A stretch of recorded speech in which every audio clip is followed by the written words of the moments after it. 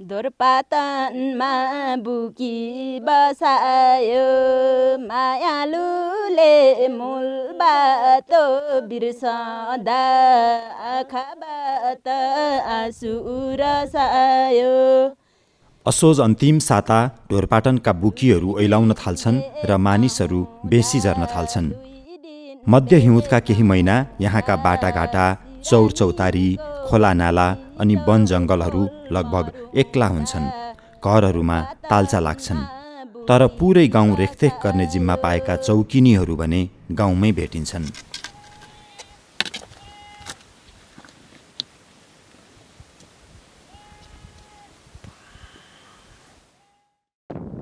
माघ महिनाको चिसो दिनमा पनि ढोरपाटनमा मजाले घाम लागेको थियो। वरपरका डाँडामा केही दिनअघि परेको हिउँ अझै पग्लिएको थिएन।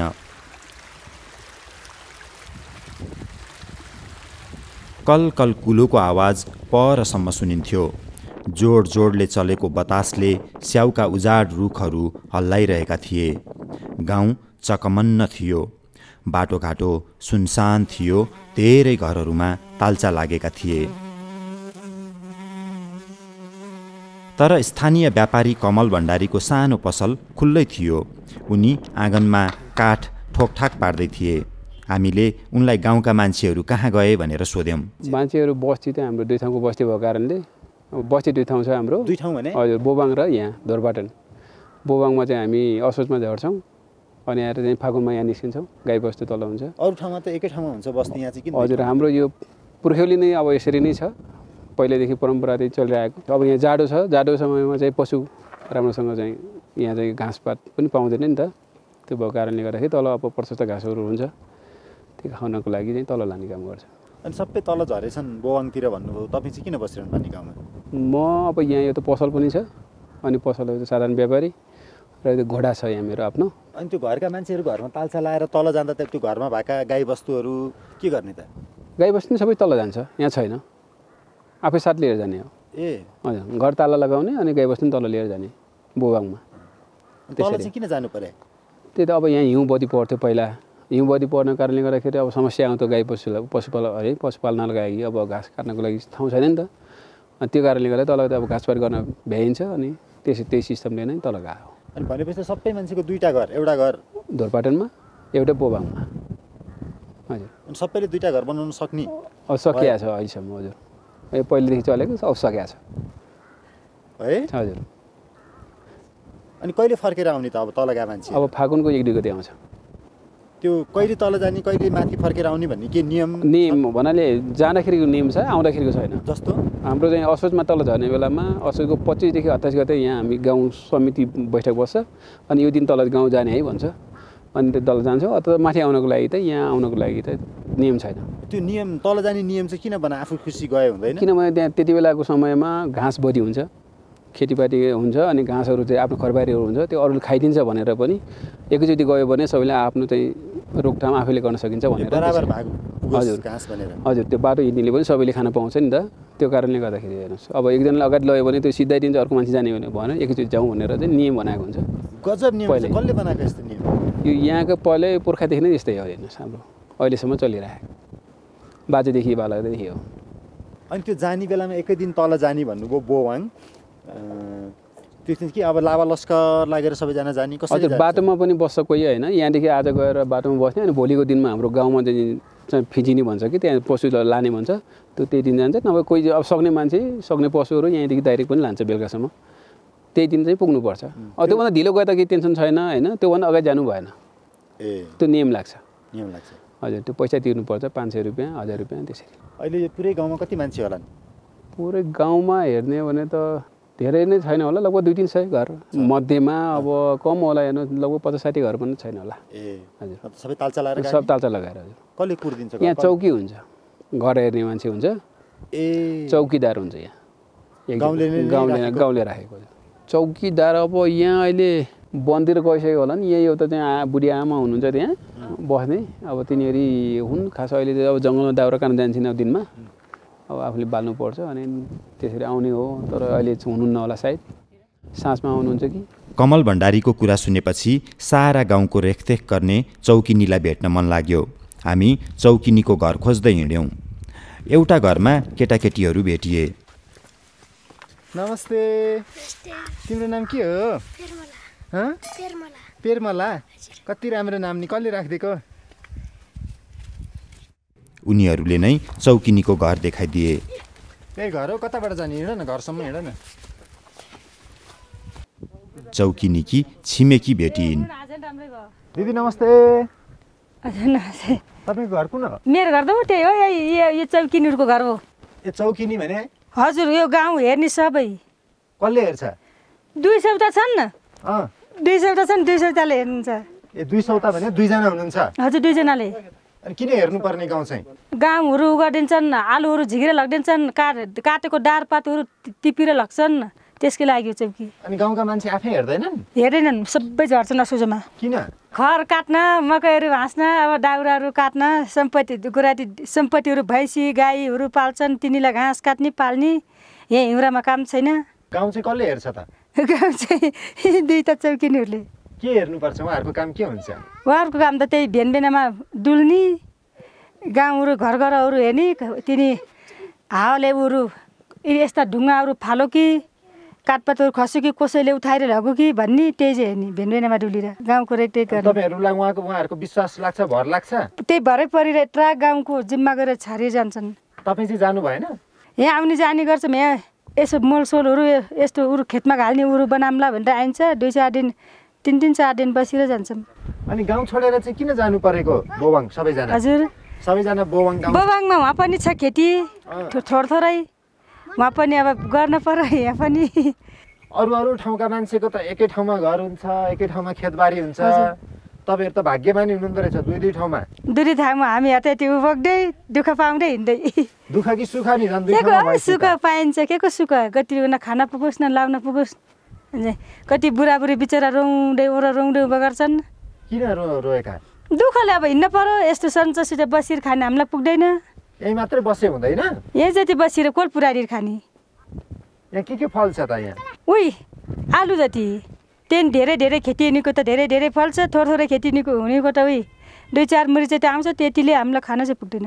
त्यही भएर तल पनि जानु पर्यो। हजुर, आस्ता बुढीहरू बस्छ नि यस्ताहरू, यहाँ ढोरमै उभा गरेर बोकेर खान सक्दैन नि यस्ताहरू बस्छन्। कहाँको बुढी आमा? उहाँ पनि यही चाहिँ हिउँराभरि ढोरमै बस्नुहुन्छ। तल झर्न नसकेर? झर्न नसकेर यहाँ आऊ। यहाँ एउटा काठमाडौँका आउनु भएको छ के यता आऊ। बुढी आमै तपाईँको घर चाहिँ कहाँ हो? आउनु यता, आउनु। आऊ। कुखुरा बोकेर कहाँबाट आउनु भयो? तलबाट घरबाट अब यहाँ यसो बस्ने अटेर लाग्छ, सँगैसित बस्नलाई आएको। अब हाम्रो ढोरको खानकी के छैन, यो आलु बाग कि हुन्न, स्याउ बाग कि हुन्न। अब दुःख छ घरमा, कुखुरा बोकेर अब हिँड्नु पर्यो। के गर्नु? किन बोकेर हिँड्नु भयो? स्यालले लगिदिन्छ। कुखुरा बोकेर हिँड्ने, स्यालले लगिदिन्छ। ढाउ पालेको अब बेचेपछि पैसा पर्ला, अलिक ठुलो गराएपछि भन्नलाई। घरमा कोही छैन कुखुरा हेर्ने? छैनन्, घरमा कोही पनि छैन। कहाँ गए घरका मान्छे? छोरो विदेश छ, अरू छोरीहरू पहिला गए। आफ्नो जानले अर्को स्वास्नी लिएर बसेको छ, अन्त के गर्ने? यही कुखुरा मेरो साथी, यही कुखुरा बोक्छु। अन्त यहाँ यसो बस्न आउँदाखेरि यो कुखुरा बोकेर ल्याउँछु। स्यालले कुखुरा न्यानो एकछिन बस्दाखेरि स्यालले टपट्टि बेर लगिदियो भने त के गर्ने भनेर बोक्दै हिँड्दै गर्छु। आफू दिनभरि जाँदा गयो त्यही लाने? त्यहीँ लग्ने कुखुरालाई। अब डुल्नु मन, घरमा बस्नु मन लाग्यो बस्ने, एउटा डुल्नु मन लागेपछि अब यो कुखुरा बोकेर हिँड्ने। गाउँका मान्छे सबै त बोवाङ झर्दा रहेछन् नि, तपाईँ किन नजानु भयो? हिँड्न सके जाने त सर, हिँड्ने। अब यहाँबाट बोबाङ पुग्नु पऱ्यो, बोबाङबाट उकालोमा सक्दैन, हर्गेटी यस्तो छ। त्यो चाहिँ दिनभरि अब घर गरेर बस्नु पऱ्यो। के गर्ने? के गरेर समय बिताउनुहुन्छ त? के गरे समयबाट नि यस्तै कुखुरा बोक्छु, अब यताउता जान्छु, घाम हेर्छु, त्यहाँ रात पऱ्यो भने मेरो घरमा गएर बस्छु। गाउँमा चाहिँ मान्छे धेरै हुँदा रमाइलो लाग्छ कि कोही नहुँदा रमाइलो लाग्छ? धेरै हुँदा रमाइलो लाग्छ नि सर। यो त हामी त हिँड्न सक्दैन, उल्लो जाँदा हिँड्न सक्दैन, उँधोबाट फेरि उकालोमा आउन सक्दैन, जीव जहिले तैले हिँड्दिन्न। अन्त गाउँमा मान्छे हुँदा त त्यो मेरो घर वरपर पनि छिमेकी छन्, तिनी सब जान्छन्। अब यो फागुन चैत्र लागेपछि फेरि गाउँ आउँछ उँभो। तपाईँ पहिला चाहिँ झर्नुहुन्थ्यो औलमा? पहिला बैसा हुँदासम्म त डिङ्गा बाँच्छ हुँदासम्म त औलो झर्थ्यौँ। त्यहाँबाट डिङ्गम्बा छैन बिच्यो त्यहाँबाट अब ढोरी बस्न लाग्यो हिँड्ने तरिका चाहिँ छैन सिरीमा सिरी बता चलो उयानीमा आया पिपलुको पात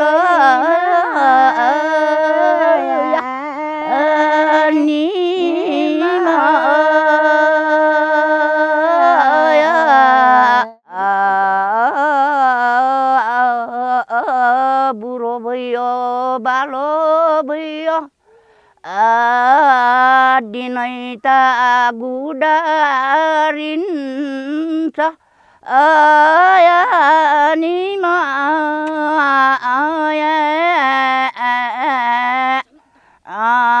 कैसो गरी गुडारौँ रात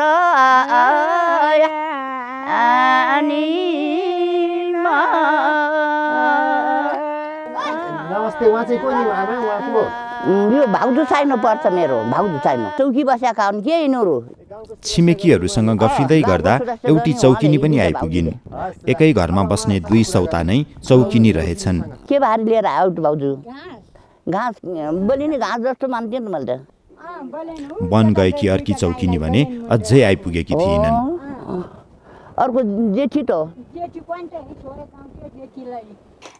छोरा छैनन् छोरी म बाटाको 3टा छन् अर्को बुढी त झन् छोरा नि छैनन् छोरी नि छैनन् बुढा बिते परारै हामी 2 जेठी छौँ 3टा ठिम्केर जेठी सेउटा यहाँ अर्को कान्छी र बुढा परारै मरे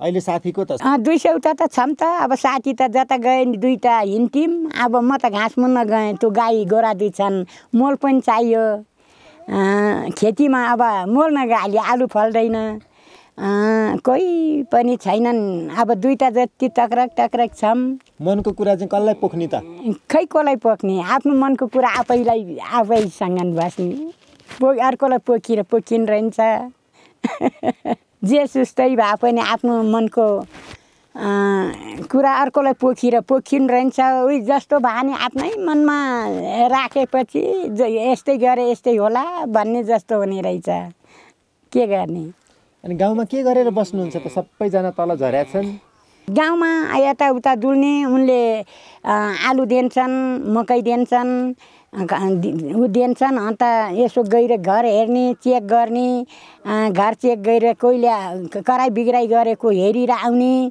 अन्त कोही हरायो पत्ता भने फल्ना यस्तो हरायो फल्नाको यस्तो भयो भन्ने के काम गर्नुपर्छ तपाईँले गाउँमा उही गएर घर हेर्ने चेक गर्ने बार आफ्नो चिनो राख्ने चिनो बानो गर्ने चिनो भने चाहिँ त्यस्तो यहाँ एउटा यस्तो काठ राखेर कोहीले फोरो कि घर भनेर यसो राखी छोड्ने ए सानो चिनो केही राख्ने त्यो जहाँको त्यही छ कि छैन हेर्ने कतिचोटि जानुपर्छ कुन बेला जानुपर्छ त हेर्न बिहानै जानुपर्छ बेलुकामा त धेर घुम्न पर्दैन बिहानै गएर हेरेर आएपछि हुन्छ कति वर्ष भयो त तपाईँले गाउँको यसरी रेखदेख गर्न थाले 22-23 वर्ष त्यस्तै भयो यत्रो ठुलो गाउँ सबै तपाईँको जिम्मा हजुर के पाइन्छ नि घर हेरे बापत आलु दिन्छन् मकै दिन्छन् चामल दिनेले चामल दिन्छन् यसो घिउ हुनेले घिउ सेना दिन्छन् त्यही गएर हेर्ने हो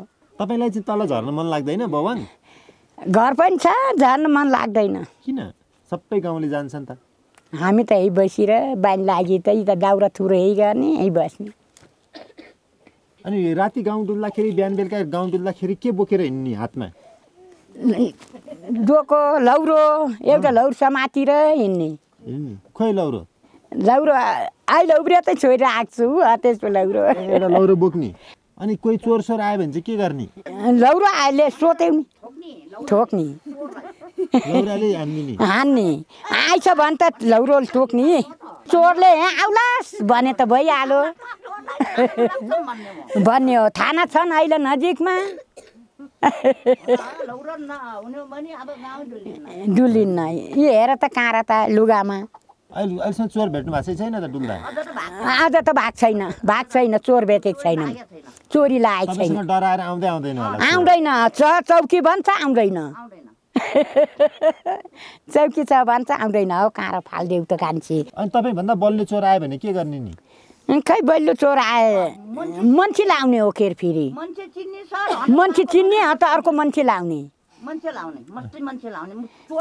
चोर चिने त त्यसलाई त बाँध्ने बाँधेर त्यसलाई कुटेर त्यसलाई कारबाही गर्ने। म त भाग्छु होला चोर देखेँ भने। भागिन्न भाग्दैन भाग्ने भाग्यन बुगाएर जिम्मा गएर बस्थिन्थ्यो र। तपाईँलाई चाहिँ किन डर नलाग्यो नि? किन डर लाग्ने त अब त्यसलाई आयो भने समात्ने हामीलाई केही गर्न आयो भने हान्ने त किन यस्तो बुढाबुढीलाई यस्तो गर्न आइस भन्ने अर्को मान्छे लाउने त्यसलाई झन् कारबाही धेरै हुन्छ।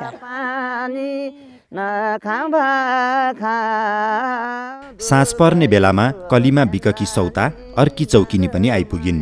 उनले हामीलाई गीत सुनाइन्। तिमीलाई केही चाहियो राम्रो के चाहियो राम्रो ऐठे गादो नरङ्गी रुमाल नरौमाली लाएको डोरो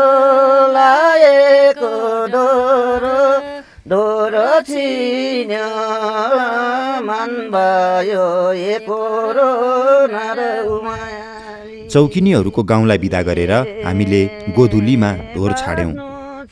खोरमा बस्नु छ खोरमा बढी दुःख पाउनु छ डोरमा नरमाली। अहिले त चैत लागिसक्यो। ढोरका स्याउका बोटहरूमा फूल फुलिसक्यो होलान्। मान्छेहरू पनि बोवाङबाट वस्तुभाउ धपाउँदै ढोरपाटन पुगिसक्यो होलान्। ढोरका बाटाघाटा चौरचौतारी खोलानाला अनि वन जङ्गल अहिले चाहिँ एक्ला छैनन् कि? हे हाम्रो माया सररा गए पनि प्रथम चिठी सररा यारमै छु भनी चाँदीको चन्दन सुनाइको गजुरले सुनाइको गजुरले भाका लागि सररा के गर्ने हजुरले हाम्रो माया सररा जागए पनि प्रथम चिठी सररा यारमै छु भनी। ल बराबर